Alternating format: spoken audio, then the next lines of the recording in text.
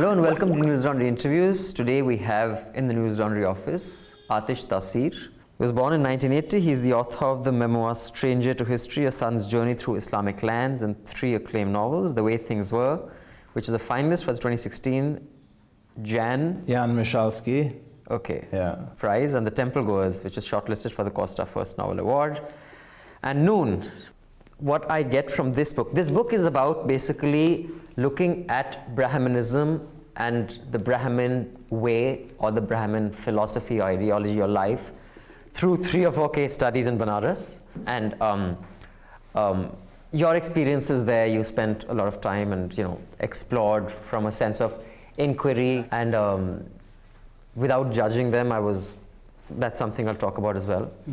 But first, from reading all your books, one thing is clear, that almost everything you approach from a sense of not having a committed position on any of it. But what is your identity? Where does that come from? Well, in a book like this, for instance, that's very much what's at stake. And there's a moment at the end where the book is so much about distances that aren't merely physical, and the kind of massive, the chasm of centuries that can exist between 2 places as close as Delhi and Benares. And I'm traveling through those distances and aware that a break has occurred that set me at a certain remove from my place. And at the end, there's a real validation of the fact that this distance exists. I say that my very existence kind of depends on the fact that I'm not part of this world of tradition. I've read your previous book, which is fiction, but it's thinly disguised non-fiction. Many of the people I happen to be able to identify, I didn't know about it earlier, but just when I was reading, I said, this is too familiar. Your ability to use everything and everyone as material. Yeah. Ruthlessly. I find that fascinating, but at the same time disturbing. Yeah. First, tell me about that. Where do you belong? What is your root? What is not material for you? No, I have no line like that.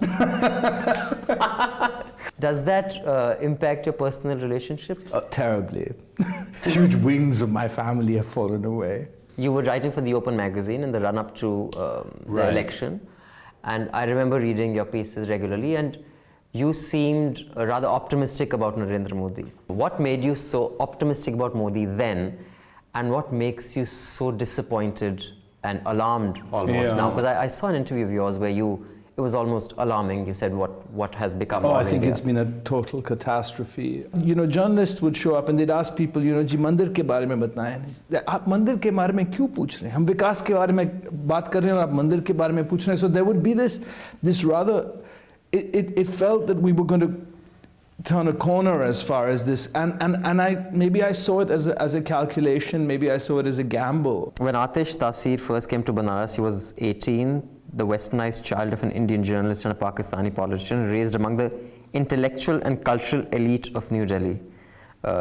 I find this sentence mildly amusing. What would you consider the intellectual and cultural elite of Delhi? Well, in those days, I mean, it was Delhi has, in my opinion, like one of those very interesting interior lives, and it was a world of journalists, of writers, of politicians, and many of them went on to be in political life. They went on to write books. They went on to start TV channels, and so it was a world that's still, you're part of a cultural elite too. I mean, that stuff is real. It exists in every city. Of course, it corresponds to economic and social realities, but I mean, one should Okay. one should lay one's cards on the table, Right.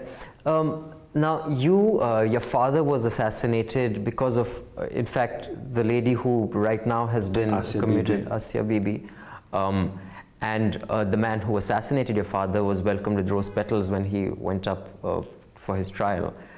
And we've seen what's been happening in Pakistan lately with, the government having to make a deal with the Tehreek, whatever. Complete capitulation, A capitulation to the... Now, not only have you observed it as a writer, you have suffered it as a son when extremism takes over governance.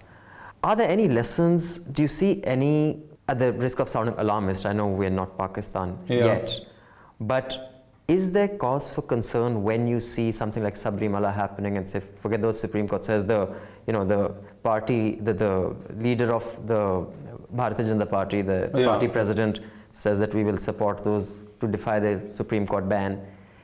As someone, as a New Yorker for now, who has a stake in Pakistan, who has a stake in India, explore this for us. I think that it has to be, those kind of that kind of person has to be horsewhipped. I mean, it's not like it's what they sense, whether it's the white supremacist in Trump, or a certain kind of person in Modi, or the Rizvi character in Pakistan.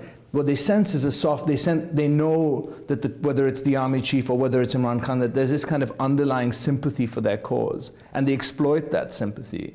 And so in dealing with extremism, if you're not absolutely iron-fisted in your resolve to kind of stamp this thing out, and those people can crumble very easily, they can melt away, and civility can return, and all those things can return, but what they're doing here, which they did in Pakistan, is they're playing.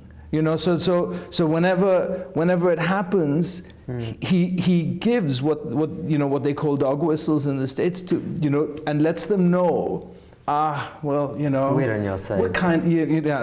You're our team. Yeah, we'll stop you here, but we won't stop you enough. And so the climate grows. When you said V.S. Naipaul, it's interesting you should say V.S. Naipaul, because even I have liked his writing. I was never blown away, but obviously he was very good, because the general consensus is that he was one of the best of his generation. But everyone you speak to says he was a real dick. So like pretty much everyone I speak to. Yeah. So I'm curious, are you worried that's what people would think of you at some point? He was a great writer, but he was a dick. Just everyone was material. Yeah, I mean, I don't particularly, I try to be a halfway decent human being, but I'm not a spectacular human being. I would rather be a spectacular wrter than a spectacular human being, okay. Yeah. So you never carry any guilt about having used someone as material? And no, I just carry on. And those of you watching, this kurta is black. Facts are facts.